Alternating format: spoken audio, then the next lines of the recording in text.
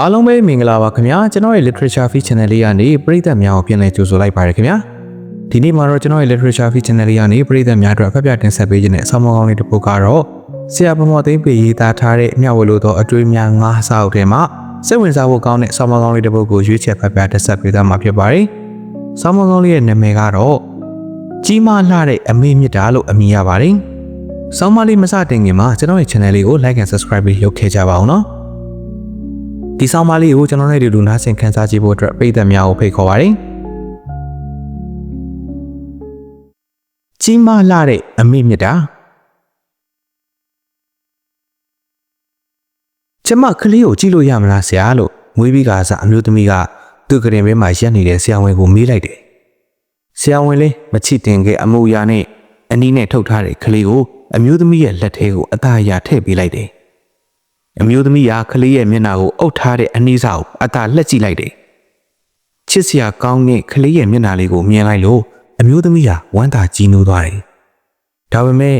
ဆရာဝန်ကသူတို့သားအမိကိုမျက်နှာလွှဲပြီးဆေးရုံရဲ့ပရင်းပေါက်ကနေအပြင်ဘက်ကိုကြည့်နေလိုက်တယ်ဆရာဝန်ရဲ့ဘေးမှာရက်နေတဲ့ကလေးရဲ့ဖခင်လေးခေါင်းကိုငုံထားတယ်အမျိုးသမီးကကလေးရဲ့ခေါင်းတစ်ခုလုံးပေါ်လာအောင်အနီးကိုလှက်ဖယ်လိုက်တယ်ရုတ်တရက်လန့်သွားပြီးအော်လိုက်တယ်ဘာကြောင့်လဲဆိုတော့ကလေးမှာနေရွက်တစ်ဖက်ပါမလာဘူးကလေးကနေရွက်တစ်ဖက်ပါမလာတာကလွဲရင်ရုပ်ရည်တန့်ပြန့်တဲ့လူချောလေးတစ်ယောက်ပါမိဘနှစ်ပါးစလုံးကလည်းသူတို့သားလေးကိုအလွန်ချစ်ရှာတယ်ကလေးကြောင်စားတတ်တယ်တက်တဲ့ညနေမှာကလေးကအင်းကိုငိုယိုပြီးပြန်လာတယ်အဲရောက်တာနဲ့သူ့မိကိုပြောပြတယ်ကျောင်းမှာတခြားကျောင်းသားတွေကသူ့ကိုနေရွက်မရှိတဲ့ကောင်လေးလို့ဝိုင်းလောင်ပြောင်ကြလို့သူ့အယံဝဲနေတယ်တဲ့အမေလည်းအကြီးအကျယ်စိတ်မကောင်းဖြစ်ပြီးတော့အဲ့ဒီညတညလုံးအိပ်မပျော်ရှာဘူးဘာပဲဖြစ်ဖြစ်ကလေးကသူတို့အဖေနဲ့အမေတို့ရဲ့အားပေးမှုနဲ့ကြောင်းဆက်တတ်တယ်အထက်တန်းကိုရောက်လာတယ်စာတော်လို့အတန်းထဲမှာအမြဲတမ်းပထမရတယ်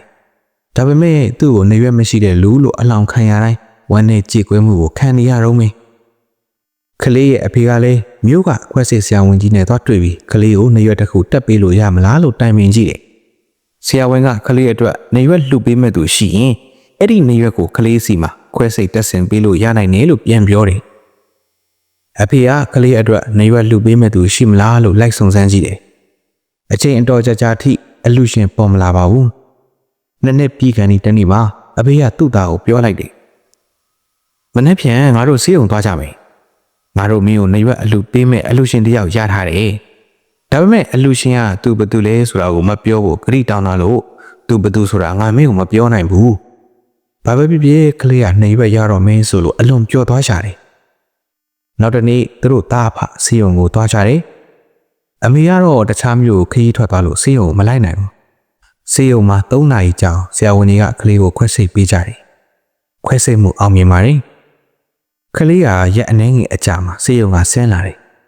ခွဲစိတ်ထားတာမကြက်သေးပေမဲ့တခြားလူတွေအတိုင်းသူ့မှာနေရွက်နှစ်ခုရှိနေပြီးမို့ပျော်ရွှင်အားတက်နေပါတယ်မကြာခင်မှာသူက10တန်းကိုဂုဏ်တူးတွေအများကြီးနဲ့အောင်မြင်ခဲ့တယ်တက္ကသိုလ်တော်တော်လေးထူးချွန်စွာအောင်မြင်ခဲ့တယ်ဘွဲရပြီးတော့တခြားမျိုးကကုမ္ပဏီကြီးတစ်ခုမှာလာစာကောင်းကောင်းနဲ့အလုပ်ရလိုက်တယ်နောက်တော့သူအမျိုးသမီးလေးတယောက်နဲ့အိမ်အောင်ကြတယ်တရက်မှာသူကသူ့အဖေကိုမေးတယ်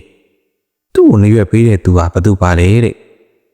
အဖေကလည်းအလူရှင်ကိုဂရိပိထားတာကြောင့်ပြောလို့မဖြစ်ပါဘူးဆိုပြီးသူ့သားကိုမပြောပြပါဘူး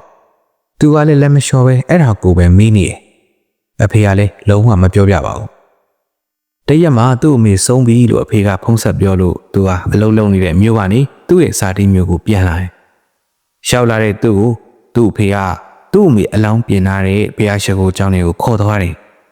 အထက်ရောက်တော့အဖေကသူ့ကိုပြောတယ်မင်းတစ်သက်လုံးသိကျင်တဲ့အဖေကိုငါဒီနေ့ပြောပြတော့မင်းကိုနေရွက်လှူလိုက်တဲ့သူကသူ့ပါပဲအဖေကပြောဆိုနဲ့အခေါင်းကိုဖွင့်ပြလိုက်တယ်အခေါင်းထဲကအမေရုပ်လောင်းမှာနေရွက်တစ်ပတ်မရှိဘူးသူဟာဆက်ကြီးတငင်ငိုချလိုက်တယ်ဒီခါမှသူစဉ်းစားမိတယ်အမေကစပင်းရှိကိုနေရွက်တစ်ဖက်အပေါ်မှာအမြဲတမ်းဖုံးအုပ်ထားတယ်ဆိုတာပါသူကအခေါင်းထဲကအမေမျက်နှာအနားကိုကပ်ရင်အခုလိုတိုးတိုးလေးပြောလိုက်တယ်နေရွက်တစ်ဖက်မရှိပေမဲ့အမေဟာဒီကဘာမှာအလားဆုံးအမျိုးသမီးပါတဲ့အခုကျွန်တော်ဖတ်ပြတက်ဆက်ပေးတဲ့ဆောင်းပါးကောင်းလေးကတော့ဆရာဗမော်သိန်းပေရေးသားထားတဲ့မျှဝေလို့သောအတွေ့အများ၅စာအုပ်ထဲမှာ ကြီးမားလှတဲ့အမေမြတ်တာလို့အမိရတဲ့စေဝင်စားဖို့ကောင်းတဲ့ဒါမိဘမြတ်တာကိုပေါ်ကျူထားတဲ့ဆောင်းမကောင်းလေးတစ်ပုဒ်ကိုရွှေချယ်ဖက်တက်ဆက်ပေးခဲ့ခြင်းဖြစ်ပါတယ်ခင်ဗျာ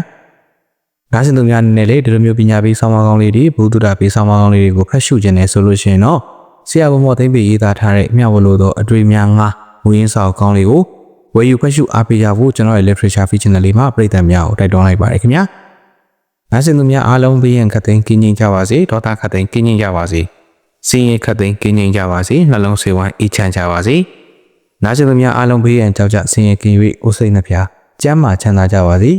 ကောင်းကျိုးလိုရာဆန္ဒများလေးတစ်လုံးတော့ပြည့်စုံကြပါစေလို့ကျွန်တော်ရဲ့ literature feature channel လေးမှာနားဆင်ပေးခဲ့ကြသူတူတယောက်ချင်းစီကိုဆုတောင်းမြတ်တာပို့တာပေးလိုက်ပါတယ်ခင်ဗျာ